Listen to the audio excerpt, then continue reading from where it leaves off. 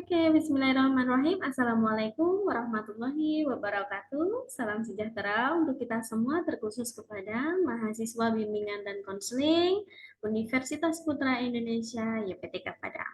Baik, pada kesempatan ini kita akan bertemu kembali pada materi komunikasi dalam kelompok sosial.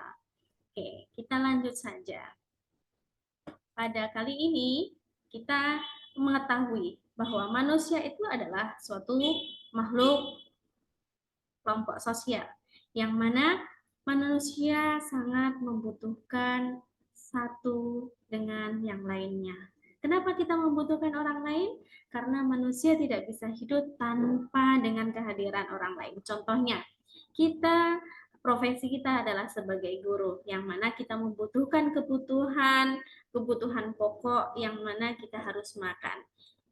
Kemudian kita membutuhkan seorang petani untuk memenuhi kebutuhan pokok tersebut. Artinya apa dengan contoh tersebut?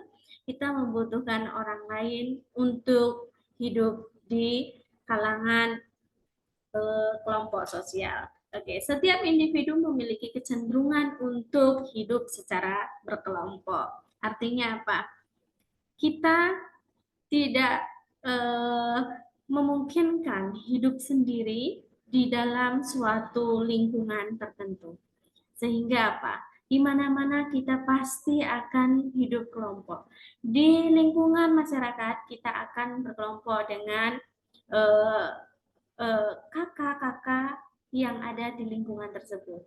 Kemudian kita menjadi mahasiswa, kita juga akan bertemu dengan mahasiswa lain.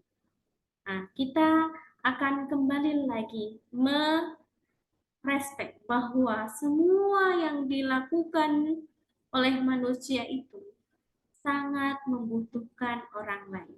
Karena kecenderungan kita adalah hidup secara berkelompok. Hidup sendiri atau hidup berkelompok itu tergantung dengan kita. Tetapi keadaannya kita tidak terlepas dengan bantuan orang lain. Oke, berbicara tentang komunikasi dalam kelompok, kita akan membahas tentang teori perbandingan sosial, yang mana di dalam komunikasi kelompok itu berlangsung karena adanya kebutuhan-kebutuhan dari individu untuk membandingkan sikap, pendapat, dan kemampuannya dengan individu-individu lainnya. Artinya apa? Teori ini kita akan berbicara tentang proses membandingkan diri kita dari orang lain, baik individu dengan individu maupun kelompok dengan kelompok. Artinya begini, ketika kita berbicara dengan orang lain, antara individu dengan individu, yang kita lakukan adalah kita membandingkan sikap, pendapat kita maupun kemampuan kita. Kenapa orang itu bisa seperti itu, kita tidak ya? Kenapa kelompok itu bisa, sedangkan kelompok kita mencoba selalu gagal? Nah, jadi artinya apa? Kemampuan kita sudah kita bandingkan dengan orang lain. Kenapa orang itu lembut sekali, sedangkan saya paling tidak suka dengan orang-orang yang lembut? Kenapa orang itu sangat sopan, sedangkan saya real sajalah dengan apa yang kita punya? Kita selalu membandingkan dengan apa yang mereka miliki. Sehingga apa? Teori perbandingan sosial dalam komunikasi kelompok ini itu sangat terjadi adanya perbandingan. Oke. Selain adanya teori perbandingan, kita akan mengetahui dulu, kita akan mendalami bagaimana pengertian komunikasi itu sendiri. Oke, komunikasi itu adalah suatu kumpulan individu yang saling berinteraksi dan saling tergantung dalam mencapai tujuan bersama. Artinya, ada diri individu yang saling berinteraksi untuk mencapai tujuan bersama dengan cara berkomunikasi. Kemudian, komunikasi kelompok terjadi karena adanya kebutuhan yang mendasar pada individu untuk berinteraksi dengan orang lain. Jadi, adanya komunikasi itu sebagai alat atau yang digunakan untuk berhubungan dengan orang lain. Oke, di dalam suatu komunikasi itu biasanya kita ada interaksi antar individu maupun antar kelompok. Nah, di sini saya akan menjelaskan bagaimana kelompok itu sendiri. Kelompok itu ada dibagi menjadi dua, yaitu bisa kelompok primer maupun kelompok sekunder. Di sini kelompok primer, kelompok yang mempunyai interaksi sosial yang mencukup intensif, akrab, hubungan antara anggota satu dengan anggota lain cukup baik. Contohnya, circle yang ada dalam keluarga. Itulah yang disebut dengan kelompok primer. Ya, mungkin adanya sahabat, kemudian kelompoknya sangat homogen biasanya. Jadi, pembicaraannya itu sangat mendalam atau adanya keakraban. Nah, kemudian adanya kelompok sekunder. Kalau kelompok sekunder itu adalah kelompok yang mempunyai interaksi yang kurang mendalam bila dibandingkan dengan kelompok primer yang sifatnya tidak begitu langgeng, yaitu karena adanya misi tertentu, baik itu satu individu maupun dengan kelompok. Contohnya adalah kelompok rukun tetangga. Karena ada suatu misi tertentu yang harus kita gapai tujuannya bersama, sehingga adanya interaksi. Tetapi bedanya dia kurang mendalam, hanya karena adanya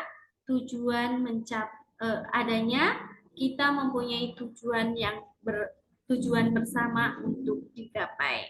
Nah, jadi antara kelompok primer dan kelompok sekunder, bagaimana cara berkomunikasinya itu berbeda karena ada tujuan tertentu maupun adanya keakraban tertentu. Baik, selanjutnya bentuk interaksi. Bentuk interaksi yang ada dalam komunikasi dalam kelompok itu adanya. Yang pertama adanya kerjasama, yaitu adanya dapat mengoptimalkan produktivitas melalui kontak atau komunikasi yang lebih efektif. Sehingga apa? Adanya kerjasama itu terhubung karena adanya kontak yang terlalu intensif sehingga membutuhkan komunikasi yang efektif. Kemudian adanya kompetisi, yaitu lebih mendahulukan tujuan individu maupun kelompok. Nah, kalau lebih mendahulukan tujuan individu maupun kelompok, itu karena ada persaingan. Sehingga adanya kompetensi dalam individu maupun kelompok tersebut. Nah, yang ketiga adanya pemimpin. Nah, orang yang bertanggung jawab untuk mengupayakan agar bertindak atau bersama-sama sesuai dengan aturan, biasanya di sana adanya pemimpin. Contohnya, di dalam rukun rumah tangga ada pemimpin yang disebut dengan rukun tetangga atau yang disebut dengan Pak RT. Nah, di sana Pak RT akan mengkondisikan seluruh warga yang ada di lingkungan tersebut untuk mematuhi aturan-aturan yang telah disepakati. Kemudian adanya penghubung, yaitu meneruskan pesan dan menyambungkan gagasan atau perasaan antar anggota. Jadi ada penghubungnya. Kita akan meneruskan pesan apa yang sudah diinformasikan. Kemudian adanya mempertahankan eksistensi atau keharmonisan kelompok. Jadi kelompok satu dengan kelompok lain itu akan menjaga tingkat keeksistensinya agar tidak rendah atau tidak dipandang negatif oleh kelompok lain. Kemudian yaitu bentuk interaksinya adalah menjaga perasaan anggota. Jadi, dalam interaksi sosial ini, antar individu maupun kelompok itu saling menjaga perasaan anggota maupun individu lainnya. Kemudian adanya panutan.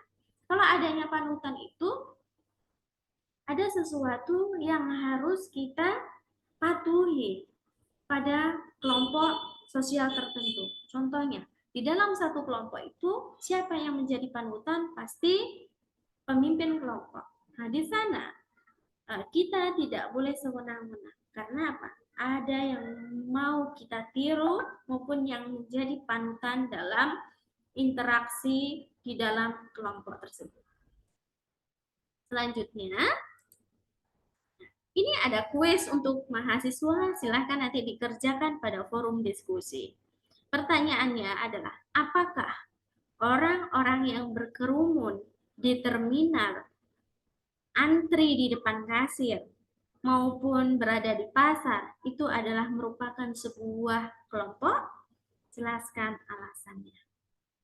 Oke, nah kita berbicara tentang komunikasi dalam kelompok. Nah, artinya apa?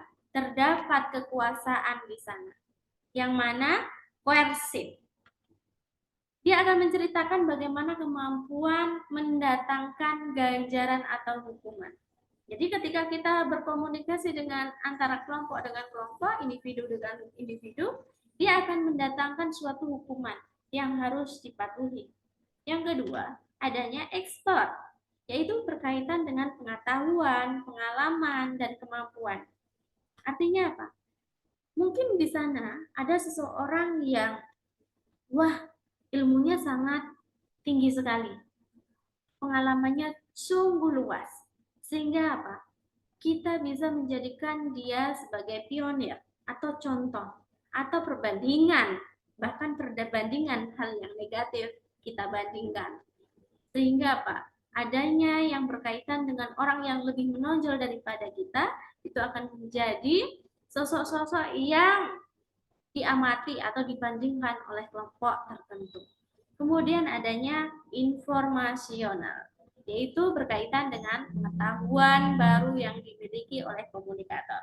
Jadi, orang yang bersifat informasional itu adalah orang-orang yang memerlukan berbagai macam informasi. Entah dia kerjaannya menggosip atau menyampaikan informasi dari luar ke dalam, itu adalah orang yang informal. Kemudian adanya yang terakhir adalah berasal dari peraturan atau norma yang menimbulkan kemenangan. Di sini peraturan dan norma itu sudah disepakati, sehingga apa? Akan menjadi titik terang untuk menjadi aturan yang harus dipatuhi oleh masing-masing kelompok sosial. Oke, hanya itu yang dapat saya sampaikan terkait dengan materi komunikasi dalam kelompok sosial. Silakan jika ada yang belum paham, kita lanjutkan pada forum diskusi. Baik, silahkan dikerjakan kuis pada forum diskusi. Saya akhiri. Assalamualaikum warahmatullahi wabarakatuh.